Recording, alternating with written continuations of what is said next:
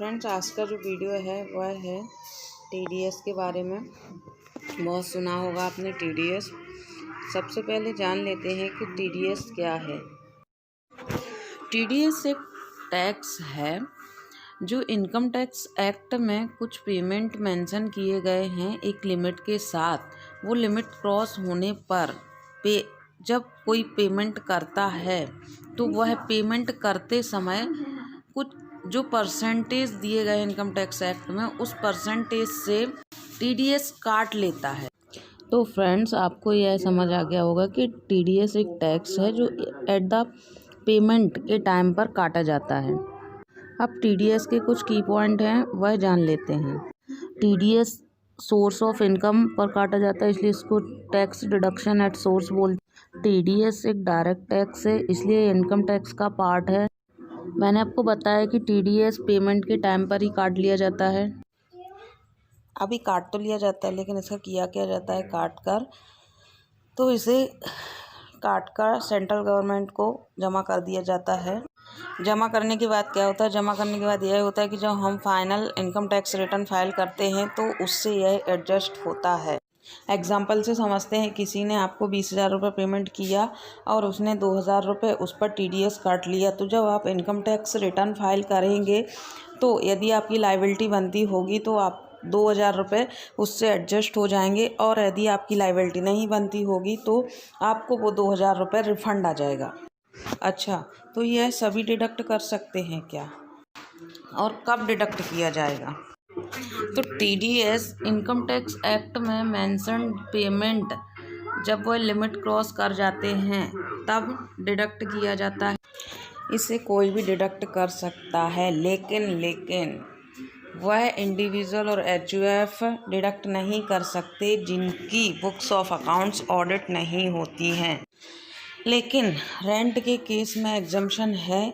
यदि कोई इंडिविजुअल और एचयूएफ 50,000 या 50,000 से ज़्यादा का रेंट पेड करता है तो उसे टीडीएस डिडक्ट करना होगा 5% से।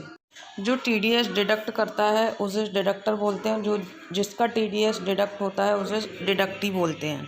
अब देखते हैं कि टीडीएस कब डिडक्ट नहीं किया जा सकता। सेंट्रल गवर्नमेंट और स्टेट गवर्नमेंट को कोई पेमेंट किया जाता है, चाहे वो लिमिट क्रॉस कर गया हो तो भी टीडीएस डिडक्ट नहीं किया जा सकता। जो टीडीएस डिडक्ट किया गया है उसे सेंट्रल गवर्नमेंट को जमा कराने की ड्यू डेट क्या होती है, तो ये भी देख लेते हैं। जिस मंथ टीडीएस काटा जाता है उसके नेक्स्ट मंथ 7 तारीख तक टीडीएस सेंट्रल गवर्नमेंट को जमा कर दिया जाता है। ओनली मार्च मंथ में 30 अप्रैल तक टीडीएस को सेंट्रल गवर्नमेंट को जमा करा सकते हैं। अब बात आती है कि इसे सेंट्रल गवर्नमेंट को जमा कैसे कराएंगे। तो इसके 2 मोड हैं, ऑनलाइन मोड भी है और ऑफलाइन मोड भी है। ऑनलाइन मोड मैंडेटरी है उन कंपनियों के लिए जिनकी ऑडिट होती है,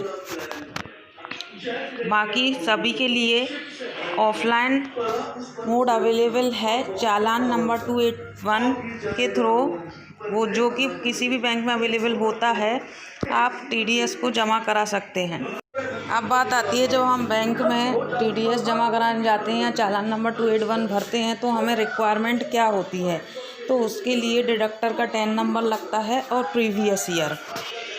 कुछ इम्पोर्टेंट टीडीएस हैं परसेंटेज के साथ एंड सेक्शन के साथ, जिन्हें मैं यहाँ पे आपको बता दे रही हूँ। सभी को बताना पॉसिबल नहीं है। यदि आप सभी की इन्फॉर्मेशन चाहते हैं तो डिस्क्रिप्शन में मैंने पीडीएफ फाइल दी है, उसे आप डाउनलोड कर लीजिएगा। उसमें आपको सारे टीडीएस के परसेंटेज पता चल जाएंगे।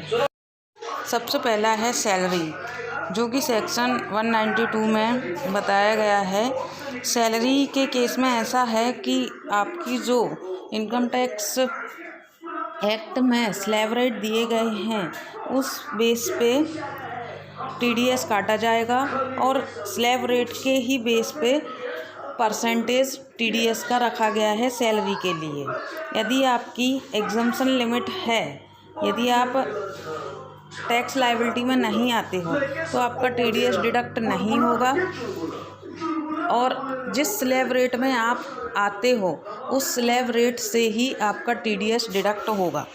सैलरी के केस में ऐसा है। सेक्शन 193 में सिक्योरिटीज़ पर जो हमें इंटरेस्ट मिलता है उसके बारे में बताया गया है, जिसकी लिमिट 10,000 है। 10,000 से ऊपर इंटरेस्ट मिलता है तो उस पर 10% TDS काटा जाएगा।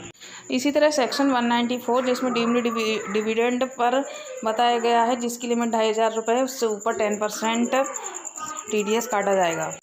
Section 194A payment of interest by bank अगर हमें कोई भी इंटरेस्ट पे करती है तो उस पर TDS डिडक्ट होगा, जिसकी लिमिट है 40,000 रुपये नॉन सीनियर सिटीजन के लिए और 50,000 रुपये सीनियर सिटीजन के लिए।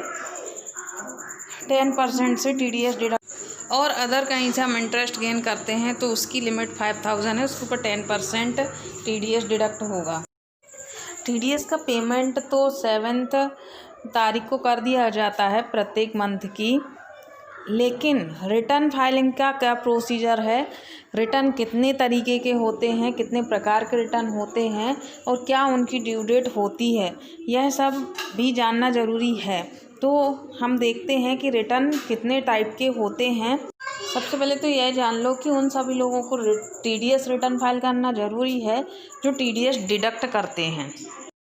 TDS रिटर्न क्वार्टरली फाइल किया जाता है। TDS रिटर्न फाइल करते समय हमें रिक्वायरमेंट होती है 10 नंबर ऑफ डिडक्टर का, अमाउंट ऑफ TDS डिडक्टेड, जो अमाउंट TDS की डिडक्ट हो रही है उस अमाउंट का, और पेमेंट का टाइप, डिडक्टी का पैन नंबर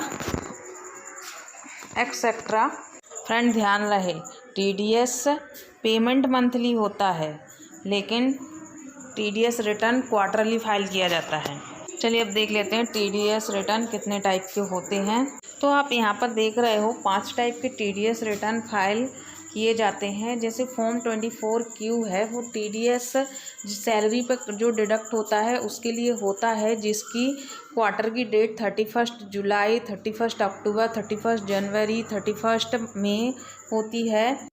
इसी तरह फॉर्म 26Q है, जो कि सैलरी के अलावा और कोई पेमेंट रिसीव होता है जिस पर TDS काटा जाता है उसके लिए होता है, जिसकी वो भी क्वार्टरली ही फाइल किया जाता है और उसकी ड्यू डेट भी सैलरी की ड्यू डेट जैसी ही होती है। इसी तरह फॉर्म 27Q है, जो कि